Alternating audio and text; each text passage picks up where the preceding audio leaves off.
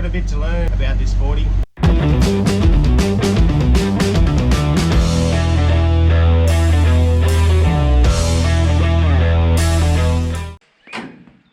Righto, welcome back to the 40 channel.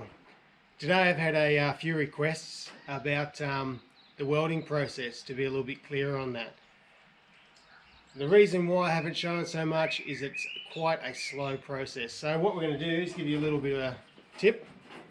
We're going to run you through it. So imagine here's my piece of rust. Here's my patch piece. We're going to show you how we can weld this patch piece in place in the process that I use. There's lots of different processes, this is just the one I use. I only use a small piece. On a big piece it is quite time consuming, sometimes hours, and that's why I haven't filmed it, and I'm sorry about that, I apologize. So we'll give you a quick little video of the process I use, and hopefully that helps some of you guys out that have requested this. I'll show you what I do. Okay, let's have a look. This is our panel on our FJ40, or any vehicle, let's call it. This little piece here is our rust piece. There's a couple ways you can do it. One is you can go and cut this piece out and then make a patch to fit that, but I like to do the opposite, and it helps with some of the panels you buy, say from Homes, or whether you're making them yourself from Kingsley, wherever. Now I like to cut the patch piece out first, measuring up, and cut a patch piece out first. Then what I want to do is I lay it directly over the piece I need to cut out, using this as a template.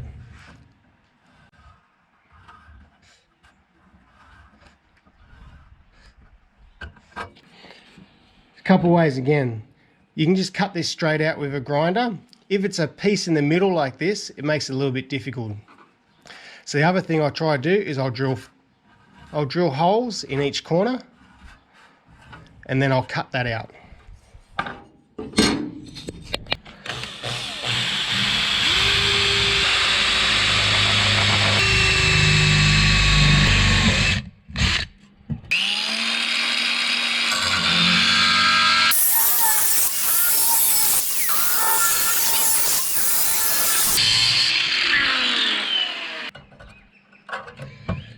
Okay, remove your rusted piece, chuck it away. Test fit to make sure it's going to fit in perfectly. That's your replacement panel.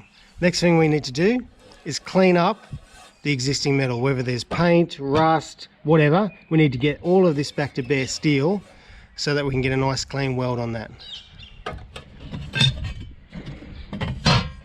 Righto, so using a stripper disc, clean up around the area you're going to weld in.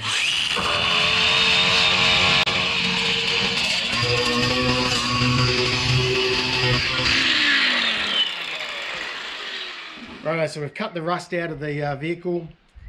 We've marked out our replacement piece. We've cut it out. Now we need to get this sitting in there perfectly without falling out all over the place and making things difficult.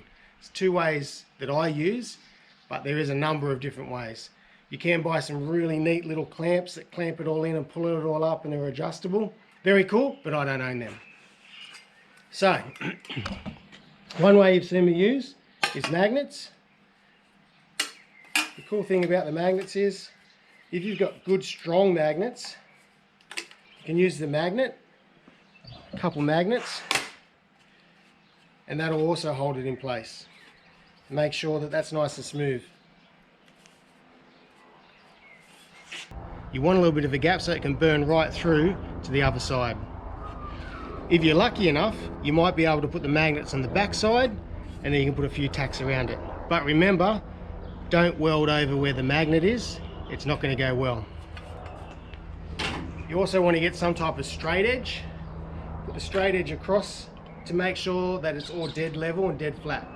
You don't want this piece or this piece being higher and lower, otherwise you're grinding away and then either piece could get too thin, painting. But we want to try to get it as flat as possible. Righto, so probably more my favourite would be the clamps. I like to clamp them in place. Remember, it all comes down to access. If you don't have access to clamps, then magnets is probably going to be better.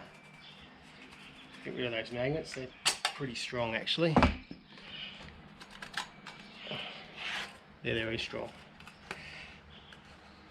You see? Crikey.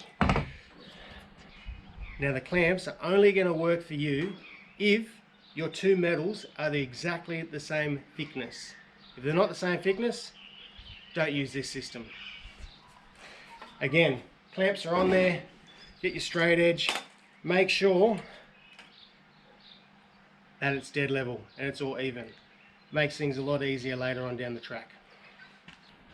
Righto, another thing you want to do is clean up where you're going to attach your earth lead for your welder. You might have paint, rust, something else that's going to stop it getting a good earth. And try to have your earth as close as you can to where you're actually welding. Sometimes it's not as easy to do that, but as close as practical. Righto, now we're ready to put our first little tack welds just in place, nothing else. So I'm going to put a tack weld either side of my clamps.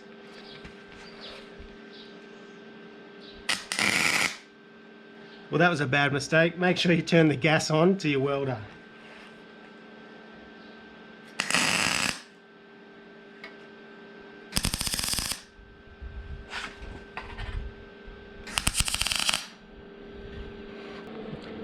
Right, now that I've put a couple of tacks in there, we want to make sure that everything is still square and hasn't moved.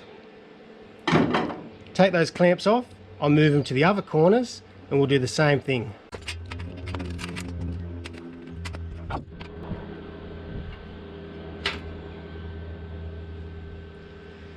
Always checking to make sure that we're keeping it straight and square.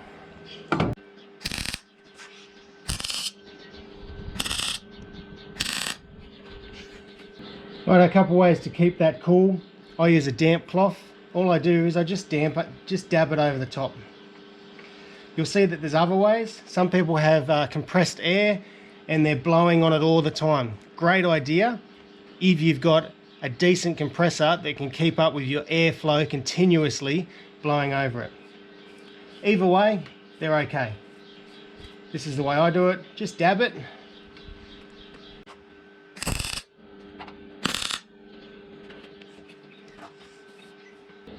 Right, and now we're at the process where we can actually remove these two clamps, check it, and we shouldn't need the clamps again.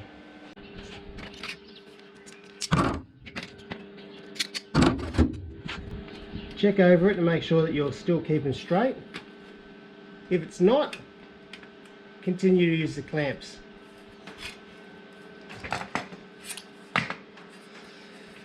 If you can see the other side, if you can get full penetration through, that's a good thing. If it doesn't quite get through, just turn the heat up on your welder just a fraction, try to get that burn right through. That's where it's good to have this gap. It'll help it come right through to both sides.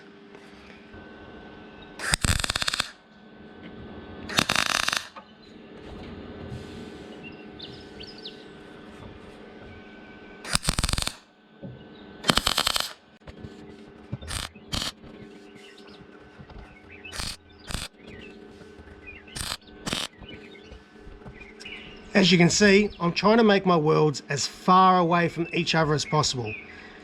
This is quite a small panel. On a large panel, it's easier to do this. But on a small panel, we start here, then I'll do one here. Then I'll do one here, then I'll do one here. Cooling all the way in between. Just keep trying to do them as far away as possible all the time. If you think it's getting too hot, just walk away. Give it half an hour, give it an hour, do another job. It's not an issue.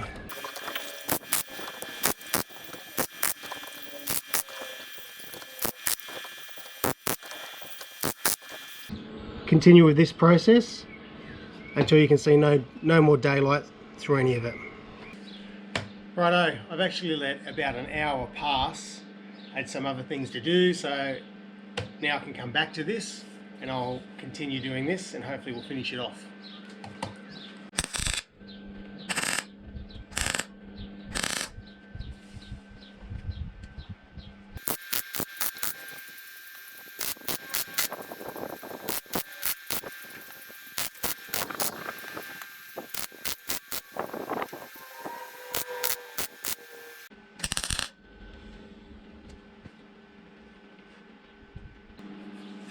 Righto, so the welding process is finished. It's nice and flat, hasn't warped. As you can see, it's a slow process.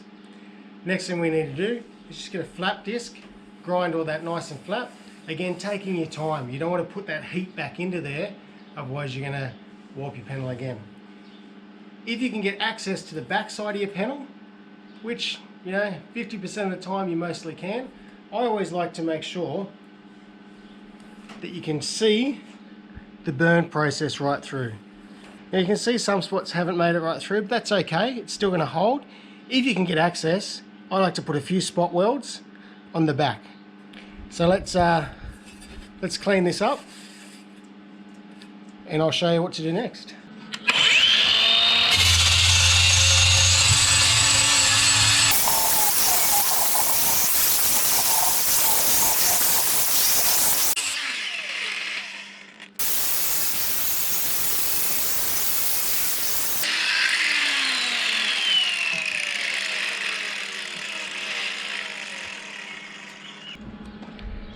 Righto, so there's our finished product.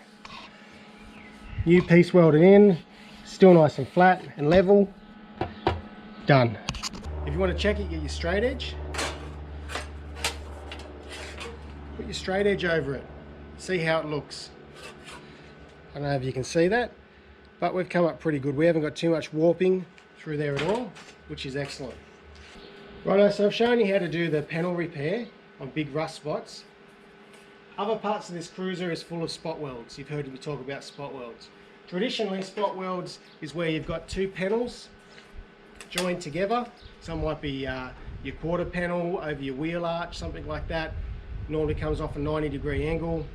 There's a spot welding machine, which is two big giant fingers, clamps down between the two steels and fuses between the 2 points and fuses those two bits of metal together. I don't have, and most people, I'd say nearly everyone doing home repairs, will not have a spot welder to do that. So what we do in that process is I'll show you how we get around that. Gives a fairly clean look and it still works as a spot weld, but it's more like a plug weld. I'll show you what we do. Right, I'll quickly show you how do we get our spot weld look, which is actually a plug weld. Imagine this is the panel of the cruiser that you're going to see. There's our original repair. We want to re-spot weld on the inside, say the wheel arch. Imagine this is the inside of the wheel arch. What we want to do is drill a number of holes into this, not onto the piece you're going to see. We'll clamp it to the back and we'll plug weld those holes. This side, all you'll see is a bit of a burn mark. Nice and easy to clean up, nice and smooth, minimal warpage. And you can keep that spot weld look. So I'll show you what we do there. First thing you're going to do is mark out where your holes are.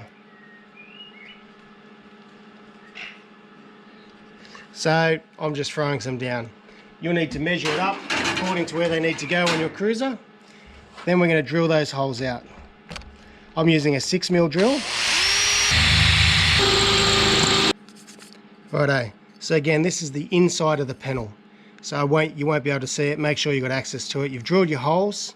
We need to clean this up so that we don't have any of these burrs. Any burrs you have will not make it sit flush on the steel. So give it a quick clean up. Both sides if you can. Righto, so this is the side that we want to show off. On the inside, we're going to clamp this piece down and we're going to plug weld into these holes.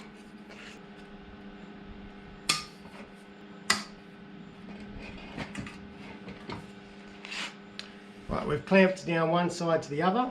Now we've got these holes exposed. All we need to do is burn one panel into the other and that'll give us our spot weld look.